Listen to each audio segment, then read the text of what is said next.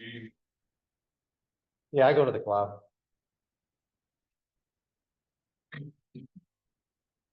We went to, or I went to Jeremiah's mother's funeral a couple of days ago. When was that? Wednesday. Yeah, you were there, right? Yeah. And it's a nice church down there that they go to. Down in Eaton Rapids. Jocelyn was there. Jocelyn Carter. They went to, if you don't know her, her and her husband Dan came to this Sunday school class for a long, long time. So that was good to connect with them. I might try to arrange a get together with them. I keep saying that, but yeah. Yeah, they were a big part of this group. And I think Jocelyn said every once in a while she listens to the feed, which I appreciate. But they had stuff to say too while they were here, which was good. All right, here we are. We are in this I don't know what you want to call it, chaos, the chaos of the modern world, where it's hard to find your feed because they won't let you, particularly if you're a young person. They seem to do what they can to, I don't know who they are, but the gatekeepers, I guess we could call them, as I've used the term over and over again, seem to like people insecure and unstable on their feet. I describe it as trying to walk across a lake, an iced over lake in socks, where you just have to think about every step. And there's somebody trying to destabilize you. That's kind of the times in which we live. But we're going to find out when we get to back to this thing. Things have changed. Actually, do this one here. We'll get back to that in a minute. But anyway, these are the terms, you know, if I'm gonna try to identify some terms that describe our times, the times in which we live. These are the kinds of terms that I would use: fragmentation, suspicion, pessimism, identity politics, which I've mentioned before. We might want to talk about that again. We have one more week after this. Intersectionality, we've talked about for 2 weeks now, and we'll go back and remind ourselves because it's the most important word that you've never heard that's influencing our culture today. And then group identity and the significance of group identity as well, which is an outgrowth of intersectionality and identity politics. We live in a time of decentralization where the gatekeepers are losing control everywhere, across every element of society, sector of society, journalism, entertainment, you name it. What's happening in Hollywood is unbelievable, as it is full on decentralization, which is to say fleeing Hollywood. And we can talk about the reasons, but it's significant as an expression generally of the overwhelming force of decentralization in our culture, as media and so forth. What YouTube has done to media, you just simply don't need a mainline news source. It's everywhere, and you get to pick.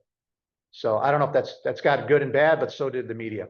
But anyway, they now call it legacy media, right? You know, legacy means kind of obsolete or something like that, or It seems to me like people have gotten more and more stressed with the availability of more and more news.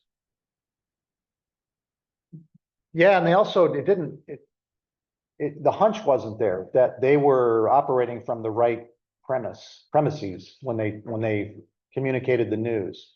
The access to grind just became obvious. It became so obvious that the news channels had access to grind and an agenda behind it. You know, they always did. I mean, you can only be so objective. But it's not like Walter Cronkite was particularly I mean, he had his own political points of view back in, you know, the 60s and 70s. But he did the news, and everybody trusted it. But they didn't ask any questions about what Walter Cronkite's political views were. If you don't know who Walter Cronkite, I don't want anybody, don't raise your hand. If you don't know who Walter Cronkite is, he is the most famous news anchor Well, that's- in the history of news, period. And everybody watched Walter Cronkite, and that's the way it is.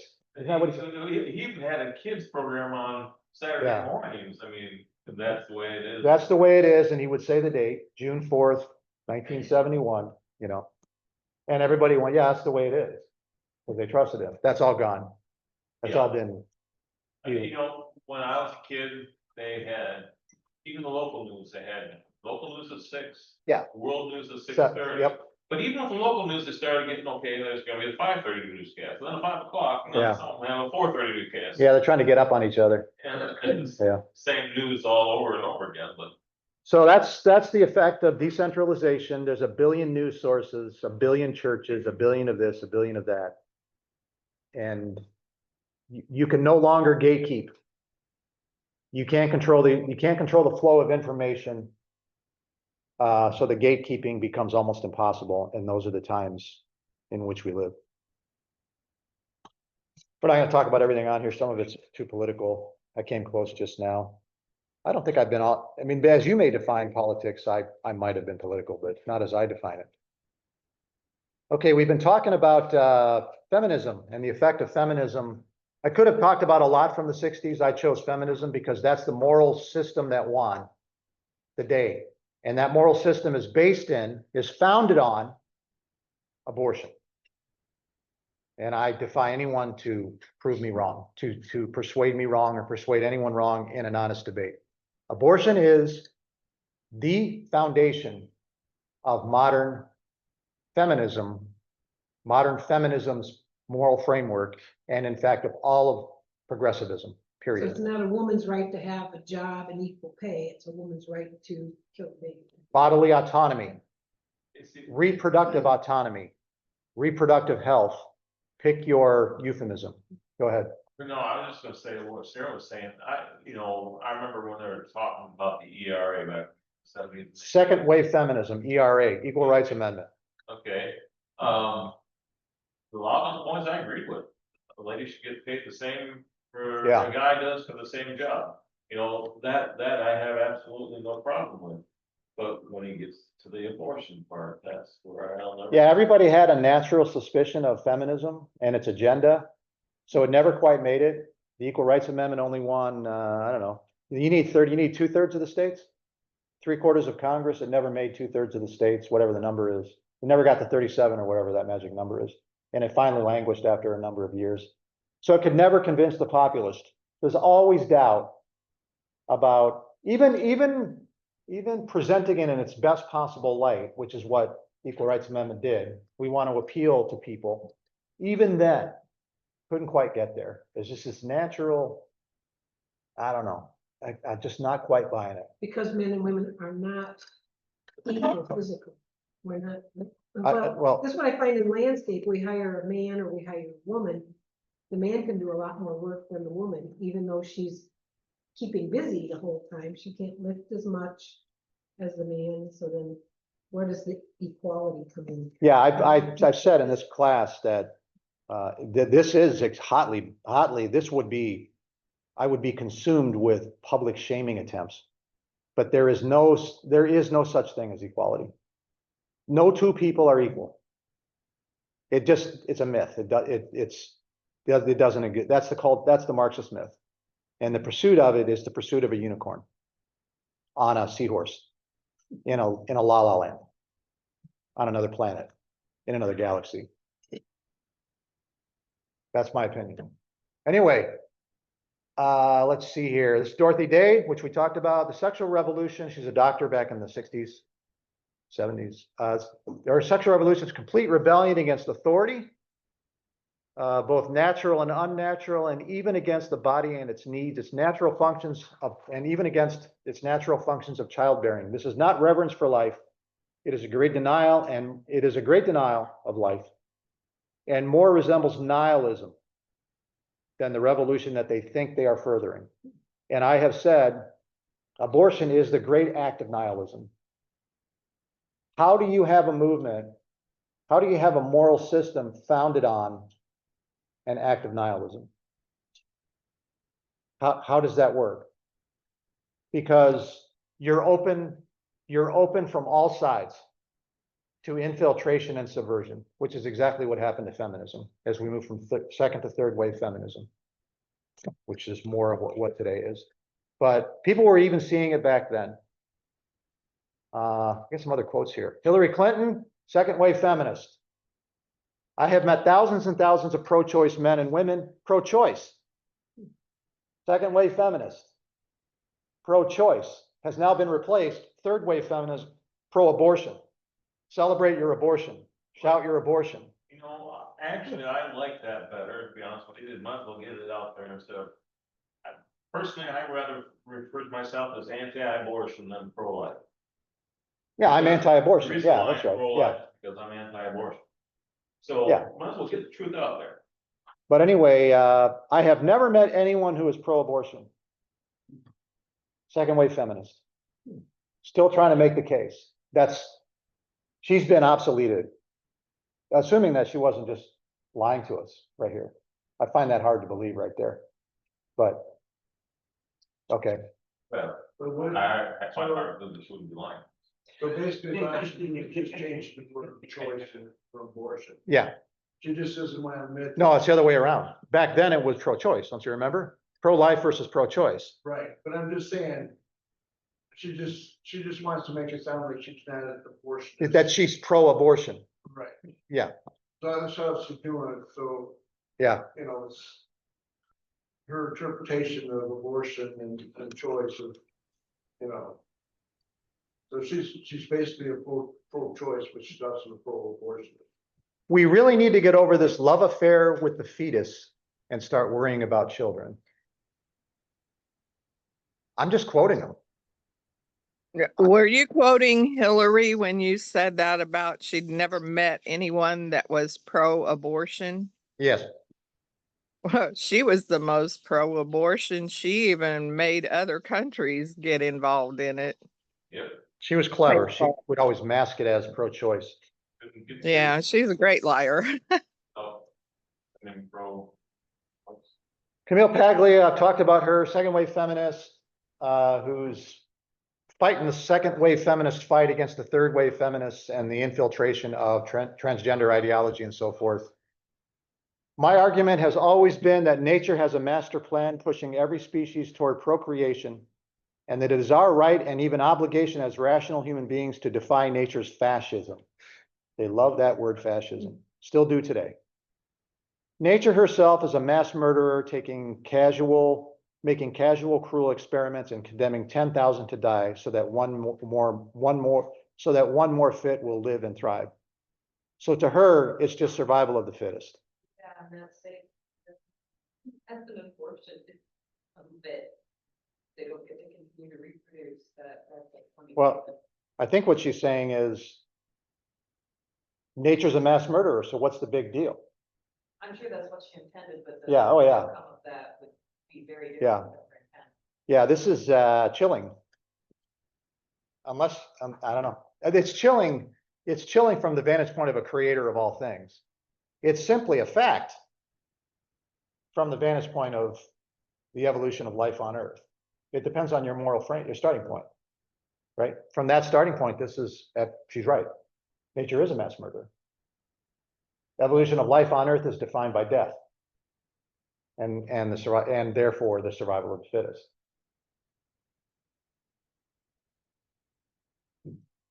Okay, so we stopped right here. For those of you who haven't been here, this is beyond. I'm not going to be able to explain. Oh yeah. Well, thank you. well, I don't have a lot to say about. I'll tell you what. Let's get back to this. I want to get to the LGBT thing because we only have 2 weeks to go. Hide floating meaning controls here. There. Let's see. Okay. Moral framework, moral system. You've heard me say it 1,000 times. Well, not 1,000, but a lot. What do you see here? Everybody knows what this is. Notice the variety. But what are you really seeing here? And what you're seeing here is the representation, the visual representation of a moral system. A moral foundation, a moral framework. So I typed in, what does the LGBTQ flag represent? So they show you a bunch of pictures. Thank God for strict. So they're not just stripes anymore, you've got a bunch of other, Yeah, look at all the variety. What happened here? you know. In other words, they haven't, condensed to one flag, they got also. That would be fascist. To condense to one. So America's fascist because we have a flag. Say Michigan's fascist, we have a flag. So this is just AI. The pride flag, commonly known as the rainbow flag, symbolizes the alphabet community and represents diversity in sexual orientation and gender identity. Each color in the flag has its own meaning, reflecting values important to the community, such as those things. The question is, who defines what the meaning is? And it's the people presuming to be gatekeepers of these things.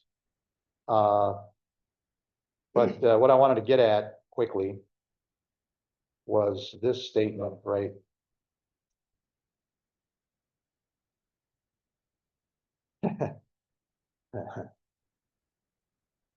How's this for a community, a movement?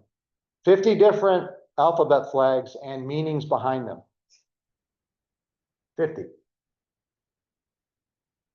Really, you're gonna build a community and a movement which exists to multiply different meanings of flags.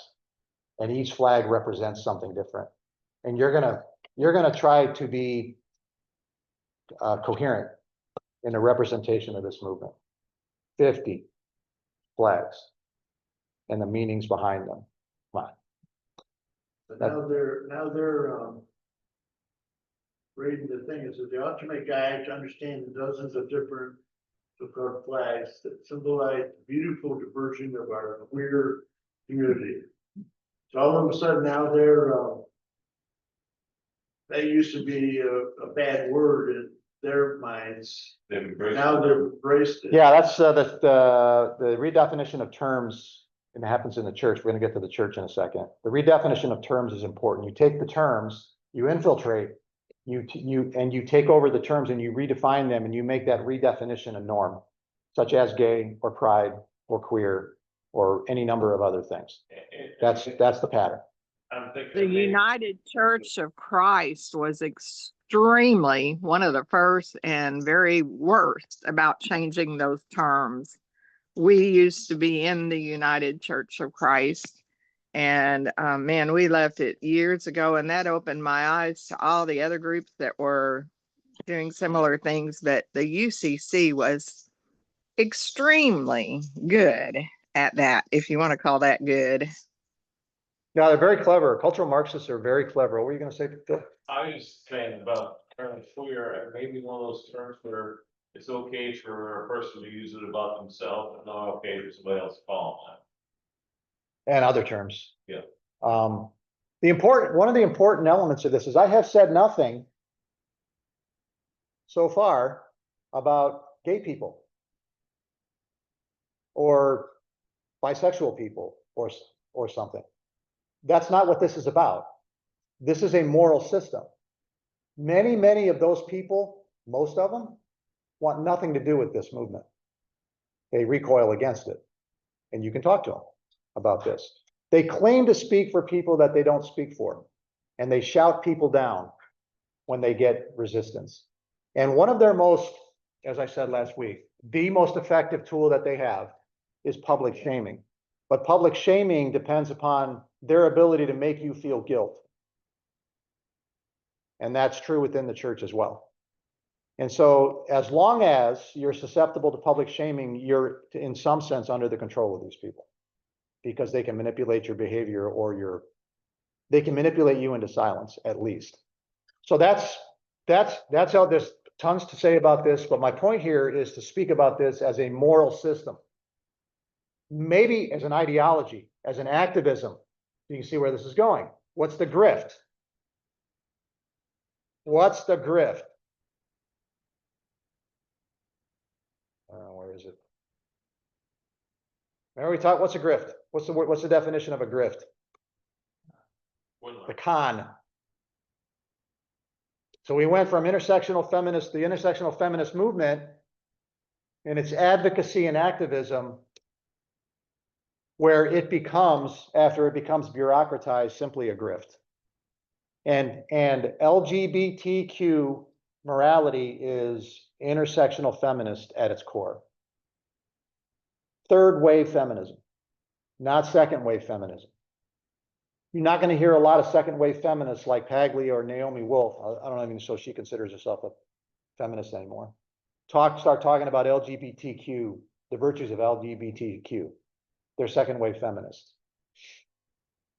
But anyway, that grift, of course, has now entered the church. And we talked about this last week.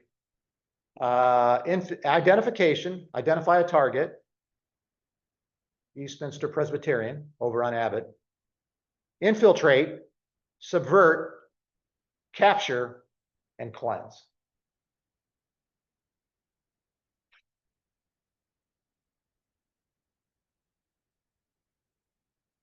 Before I do that, I forgot about one more thing. I'll go ahead and do this. All right. There's a t-shirt on Amazon. The Honeycutts have all seen this before. There's a t-shirt on Amazon. Does anybody see something? Well, you know what they did? They changed it. It used to say male and female sizes. They had a t-shirt that said there are only two genders, and then male, and they were getting skewered everywhere, and they finally got rid of it. Look what they changed to. Just sizes. But there's another one. I hesitate, but let's go here first. Here's all the sizes and everything. Look, there are more than two genders. Did I say there was only two genders? There are only two genders. Oh, that's why. What am I talking? What happened to there are more than two genders t-shirt? Next time. No, there was another one that said there are only two genders and it was male and female. But that's been changed. There are more than two genders. Women, men, and me. With men and women sizes. And would you like to see the shirt?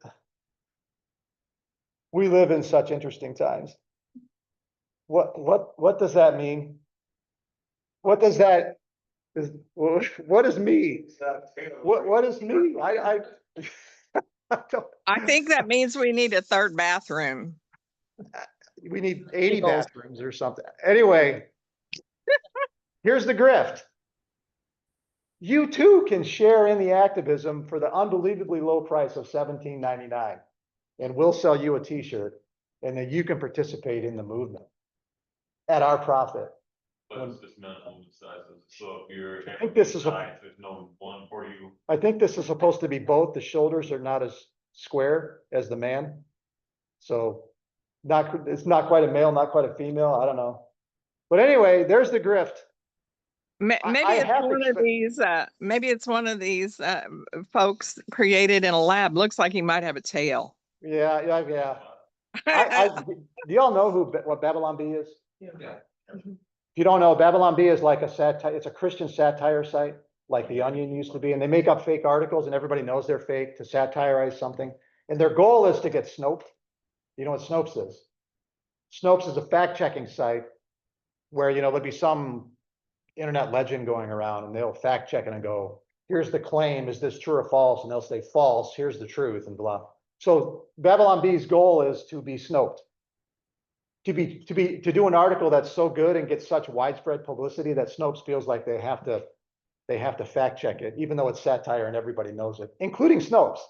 They'll put at the top of it, now we know this is satire, but we're gonna fall for it anyway and fact check it. It's false. And then they'll write a little fact check thing on it. And then Babylon Bee's like this here. We got another one. It's false. It is satire. Hilarious. So, yeah, you can have fun with it. So that's, there are more than two genders, comes in men and women's sizes. Awesome. $359.27 up total. There, what do you order? Oh, I got all kinds of stuff. I know you talked about you, some of this dash, I got a front dash cam, I got all kinds of things.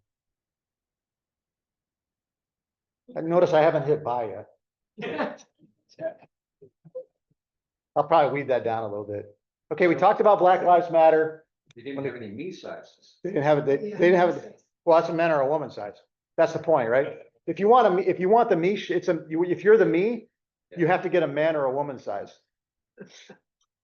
We talked about this Black Lives Matter front page, their vision, future fully divested from police, prisons, and all punishment paradigms. And somehow they think that if we eliminate police, prisons, and all punishment paradigms, what results in their minds? Unicorns on seahorses in Happy Land. Well, we just tried that in Portland and Seattle, in San Francisco. How's Happy Land going? Not going so well. Going on in Washington DC right now, Yeah. that somebody. Yeah. Jumped in and.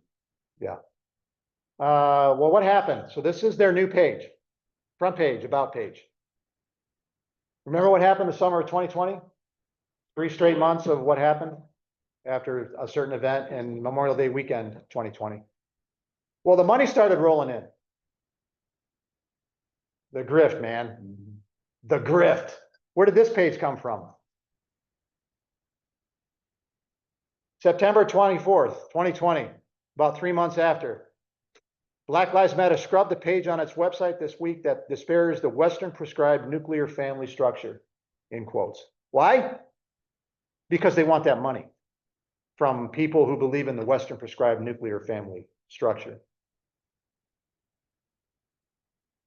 Patrice Cullors describes herself and fellow as trained Marxists. I've said all along, it's a Marxist organization called, these are cultural Marxists.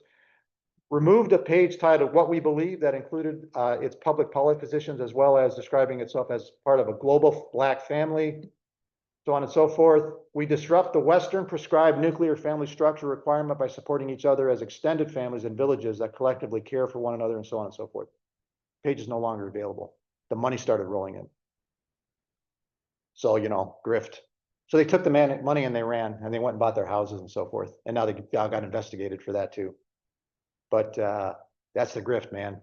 Once that money starts rolling in, the grift. All right, back to the church. We talked about the Episcopal Church. Let's do the Washington Cathedral first. Washington National Cathedral is actually, I think, in Maryland. No, they say it's in Washington. The structure is of neo-Gothic. It's this magnificent thing here, which wasn't finished until 1990, and it was dedicated by, I think, Bush the First, seat of the presiding bishop of the Episcopal Church, and so on and so forth. Yeah, it's magnificent. Dedicated September 29, 1990 by George Bush. So all the presidents go and they sit through this service. You may have heard about the one this year for the new president and what happened at that place with the female pastor, speaker, who proceeded to give a lecture on certain things she disagreed with. Anyway, that's the Washington Cathedral, Washington National Cathedral. Here's their ministry and vision. Let's go back and look at this a little bit. Look what they lead with. Who we are. If you were going to say who we are above everything else, what would it be? Grounded in the the buzzwords, reconciling love of Jesus Christ, Washington National Cathedral is a house of prayer for all people. Oh, pay attention. What do they mean by all people? It sounds so good. All people. So on and so forth. So now we'll go down and look at this a little bit. There's that word reconciliation again. What does that mean? When Christians use reconciliation, what do they mean? We are no longer at war with God, we are, put away all enemy, we're at peace. God's reconciling act through the life, death, and resurrection of Jesus Christ. Well, what do they mean? Well, you're not going to hear it because here's the redefinition, right? They use the word all the Christians know, but they don't mean the same thing you mean. They mean reconciliation of some other way. Every person is a beloved child of God, every person. The respect the dignity of every human being. What do they mean by every? Jesus Christ, whose life, death, and resurrection saved the world. What do they mean by that? Apparently they teach universalism. But they don't quite say it. We believe that leadership in the church is available to all. Now we're getting a little understanding of what the word all means when they use all and every. Both lay and ordained, male and female. They did use male and female. Oh, but wait a minute.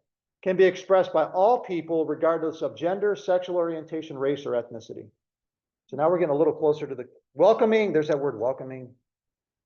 Where was the one? We are called to be responsible stewards of the beauty and wonders of God's creation, committed to the protection of the environment. There's your environmental justice. Solidarity with the poor and vulnerable, who most likely to suffer from the devastating effects of climate change. Our country, polarized era of national life, we're committed to the defense of American democracy and our shared civic institutions. Something about free and fair elections. Of course, they have that in there because they feel like a certain side, you know. You don't want There's that word reconciliation again. And Connor, whenever you see this word open hearts and open minds, those are code words. Open and affirming are code words for a certain kind of church. Everywhere you see it, you're going to see colors on those banners and so forth. Our human family. The original sin, as America confronts the original sin. Well, what's the point of saying original sin? What does original sin mean? Adam and Eve in the garden. Just as through one man Sin entered the world. sin entered the world and death spread to all, everybody inherits original sin. So you sit here as an inheritor of this original sin. So you can see the pseudo-religious nature of this Marxist framework. Everybody's infected. Unless you're the slave. Right? I'm trying to steer clear of certain, yeah, everybody's infected. And there's nothing you can do about it. You have original sin, according to these people. They're the gatekeepers. There is no place in God's kingdom for discrimination or hatred of any kind. Okay. We celebrate the diverse tapestry of humanity, where each soul reflects the image and likeness of God. We're committed to working for racial justice, now we're getting an idea of what they mean by reconciliation. And there's that word equality. And here's that binary statement. None of us is free until all of us is free. So until I get not 99.99% of what I want, but 100%, every last person, I'm going to continue my advocacy. I got to have 100%. And I'm justified in what I do until I get 100%. Nobody ever gets 100%. Never in history, ever at one single time.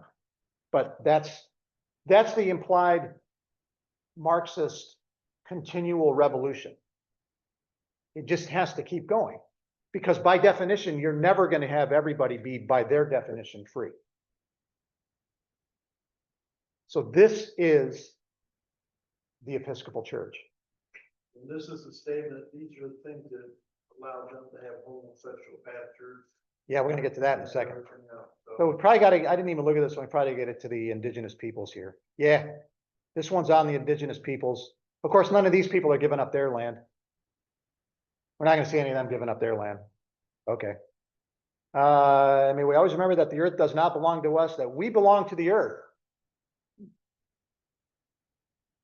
We are all relatives. They call each other siblings. We'll see that. And so on and so forth. They speak for everyone. Everyone. So that's ministry and mission and vision for the Episcopal Church. That's the seat of the Episcopal Church right there. So how's it going? What we believe. Did we already do what we believe? Yeah. How's it going, Episcopal Church? How do you think? Is that getting a wide audience? What do you think? A lot of people are going to go to a church like that? This is May 2, 2025. Let's see. This is called Anglican Watching. Episcopal Church is the the English Anglican Church in America. So these are probably Anglicans are devastated by what's going on with their church, or Episcopalians. So they're on it. Let me just walk through this. I'm going to spin for a minute. First, let's see. Been rather disastrous. 2014, our in-person average Sunday attendance was 604,000. A decade later, 2024, 398,000. So what's happening here is the ones that are dying are not being replaced. Young people will not go there. That's the point. Young people will not go. Think what the media calls the key demo. It's like 18 to 28. I forget the number, but the key demo, the demo that everybody wants to appeal to, the younger people. Lockdowns simply got out of the church habit during the COVID. So who was the most into the COVID lockdowns? These kinds of people were the most into the COVID lockdowns. And the result was they devastated their own church. Devastated it. For 2024, 113,000 appear to have worshiped online as opposed to in person. Then he doesn't like that. He says he doesn't wish to disparage this, which implies that he's about to disparage it. Now, I don't want to criticize so-and-so, but let me proceed to criticize so-and-so. That's what every time somebody says something like that. Let's consider Easter attendance. We went from 1.37 to 859,000. There's some bigger, okay. 2014, the number of congregations, I think it's 200. Yeah, oh no, that are under 50 went from 2,489 to 3,102. Under 50? Yeah. I forget the total number. But here's some, in 2000, right here, in 2014, there were 679 worshiping communities that had over 200. By 2024, there were 291. And they have huge churches. Yes, they do. So this church is in total free fall. Period. Total free fall.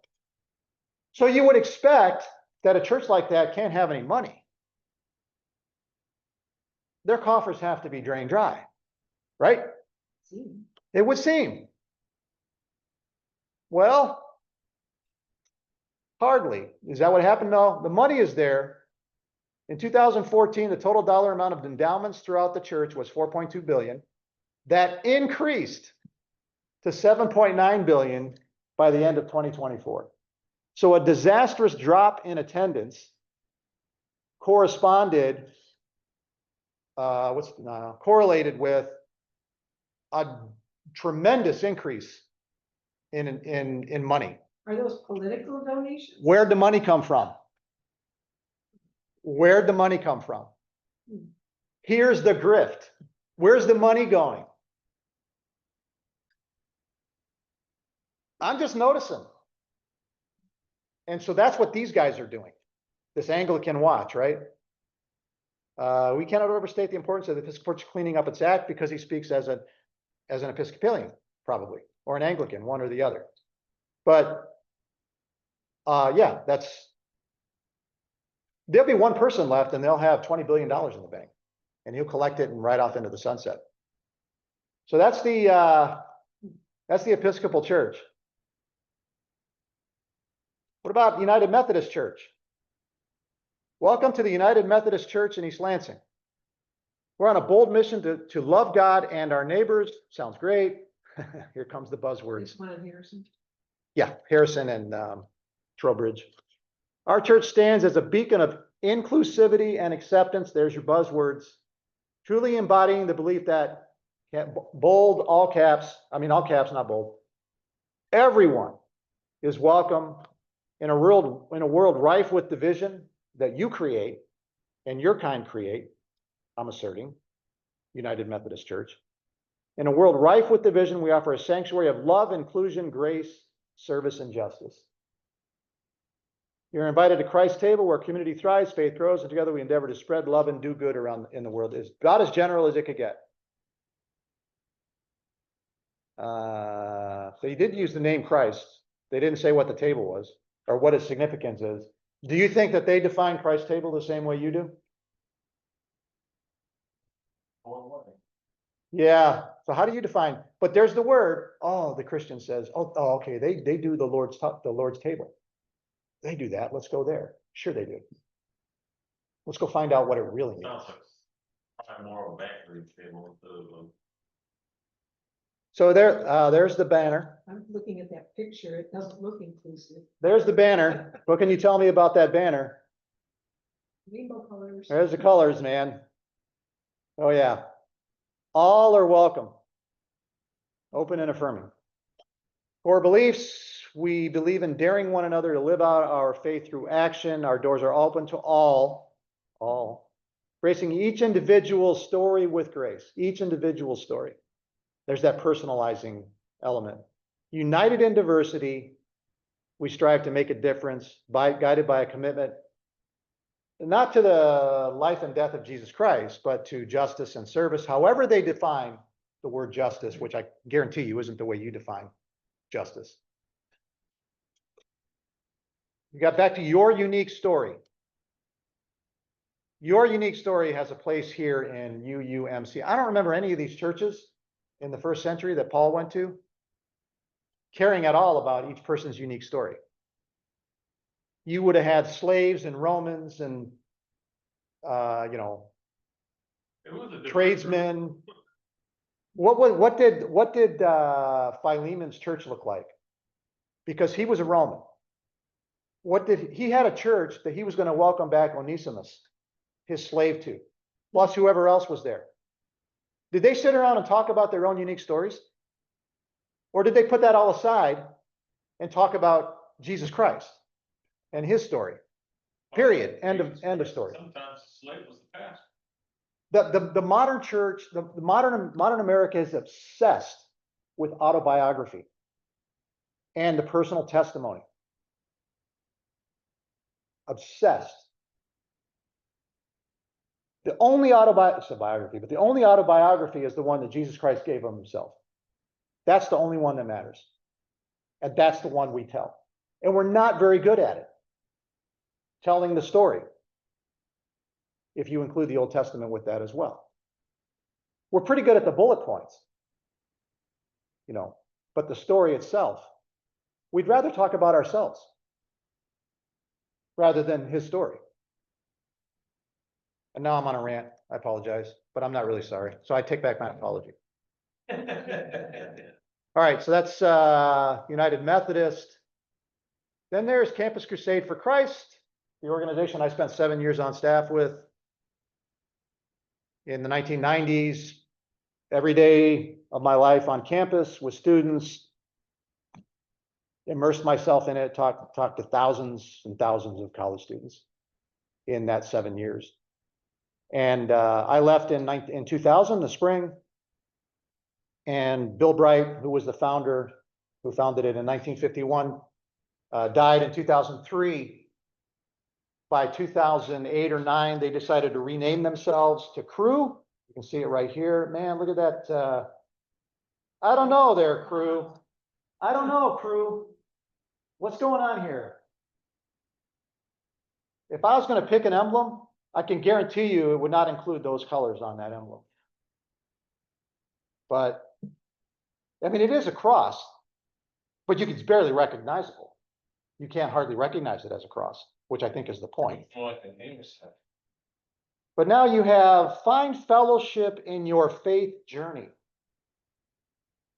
So we're back to journeys and so on and so forth. Cru is a caring community passionate about connecting people to Jesus Christ. At least they use the whole name. With Cru, you have local, global opportunities to learn, connect, and go. Okay. I haven't really looked through this a lot, but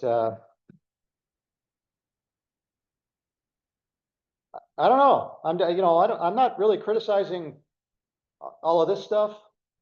I just, man, it's just generic, very generic. Imagine a place where your questions are welcomed. Your doubts are embraced, are they? I don't know. Paul, I don't know if he's gonna embrace doubts much, but your journey is celebrated. What on earth does that mean? I don't remember Paul celebrating journeys of people. He celebrates the destination, but the journey? I don't think that, I'm not sure that, hey, I'm not sure, let me play devil's advocate as a Christian. I'm gonna play devil's advocate. Why does the journey matter? Isn't what matters the destination, the arrival point? If you arrive at the wrong destination, what value the journey? If you arrive at the right destination, what value the journey? The destination is what matters. Crew, you'll find the resources, connections, and support to enrich your faith experience. Deepening your relationship with God and transforming your life. All right. Okay, well, there's them colors again. Not of the kids, but of Okay, this thing right here. It's not college anymore? Those don't look like They, college students. they've never only been college. Really? No. They've always been a worldwide missionary movement. Really, I've always seen them in terms of college No. campus life. Go ahead, Laura. Campus crusade. I was just gonna ask, do those colors mean something? I don't know. Do those colors, in this day and age, do those colors mean something is the question. In this day and age, man, you're really leaving yourself. Possibly. But if I'm an evangelical Christian who's tuned in, I'm gonna see those colors and go, Now I'm gonna start looking at this here we go. Where was that? Right there. Oneness and diversity, sexuality and gender. We encounter a wide variety of questions related to sexuality and gender. We want to navigate LGBT plus questions. So to me, they've already conceded defeat. I would not acknowledge the organization. I would acknowledge individuals, people, no matter what, but movements like this, no. So this black and Chuck McDowell's not part of it? He said something in public and was, of course, immediately cast out. He was required to go through the show trial of confession and so forth. And was he forgiven? Because he did. He fell for it and he went for the confession. Was he forgiven? Even by this organization? He's not on staff. So let's just take a look. I'm picking on Crusade at the moment, but I'm 63. I don't care. They are a Christian organization, glorify God by helping fulfill the Great Commission through sharing Jesus, building people in their faith, and sending them on a mission. Yeah, okay. So their mission statement, their oneness and diversity. Where's the diversity part? With dignity. Let's see, just died. There it is. Died and rose to get. Let's see. Jesus Christ died and rose to gather a community of redeemed people from every tribe, language. So that's their definition of oneness and diversity. I don't have a problem with that. Make disciples. Yeah, I don't have a problem with that. But I think it's the fact that they felt like they had to even do it. Almost as a concession to me. That's what I think. That's what I would say to them. Why are you conceding to the world like this? They demand you say something, so you say something. Don't give in to the demand. Just proclaim the gospel like Paul did. He didn't. It was not an easier world to navigate in the first century Roman Empire, I guarantee you. So that's Crusade. I picked on them long enough. I still know people on staff. They're good people. But all right, let's go here. I hope they can hear this in the feed. So here's a little children's church. What can we notice about children's church at this church? The background. Mhm. You got some colors in the background. Got some kind of sash. Like they might have a female pastor on a robe and pastor, but I'm not sure. Around the neck of a person that's hard to pinpoint exactly what, Binary. I The would shoes say. Yeah. look female. huh? The shoes look female, so we'll go with it. So what's she saying to these kids? What is she saying to these kids? Shall we find out?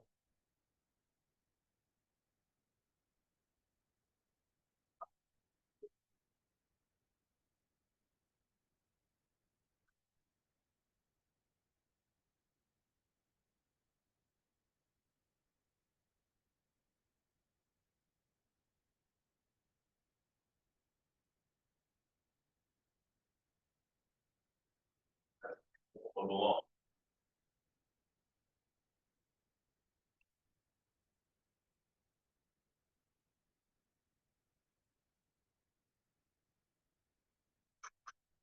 Hold on, right here.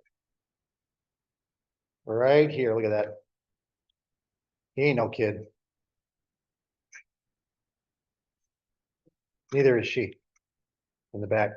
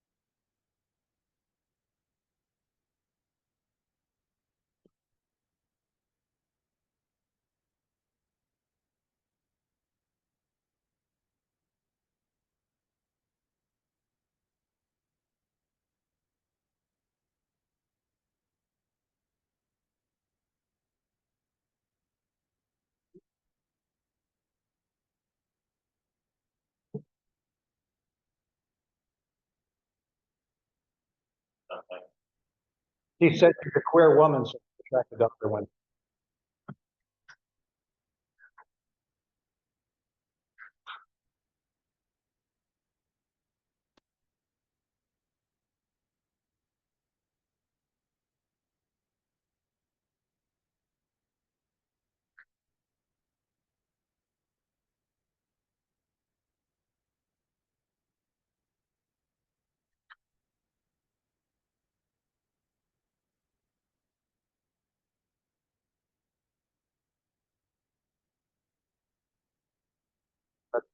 That's the channel guy. That's the guy that channel comes from. I was just gonna say, on this one, he did acknowledge that the rainbow had significance in Noah's day, but then she spent more time, and she said, but the rainbow has come to be defined something beyond what the Bible says, and she spends all of her time talking about that, and really nothing about Noah. No, she redefined it.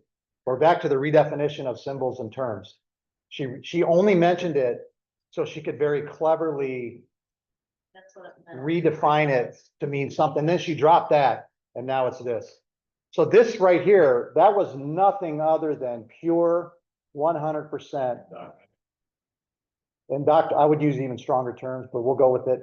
Indoctrination and recruitment from a young age. That's exactly what that is. So that you can tell, that's what that church is about. Yeah.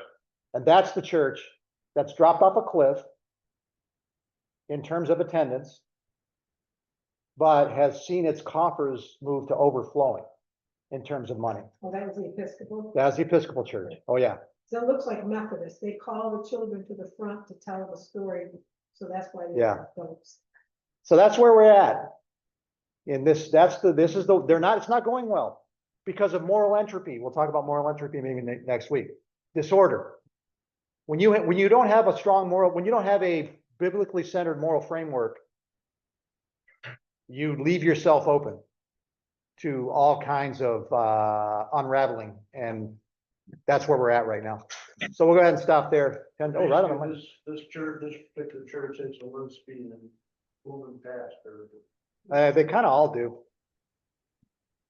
That's the thing. That's the infiltration and cleansing, yeah. Oh, yeah.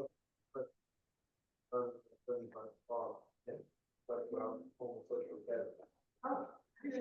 All right, I'm gonna go ahead and stop. Thanks for joining. So basically, they have Everyone. changed Scott's word, change, be that, they've changed Scott's word Yeah. to, All right, I'm gonna go ahead and hang up now. So thank you on the stream for joining. Appreciate it. Okay, talk Y'all to you have later. a good day. Bye-bye. Thank you, Gary. Yep, see you.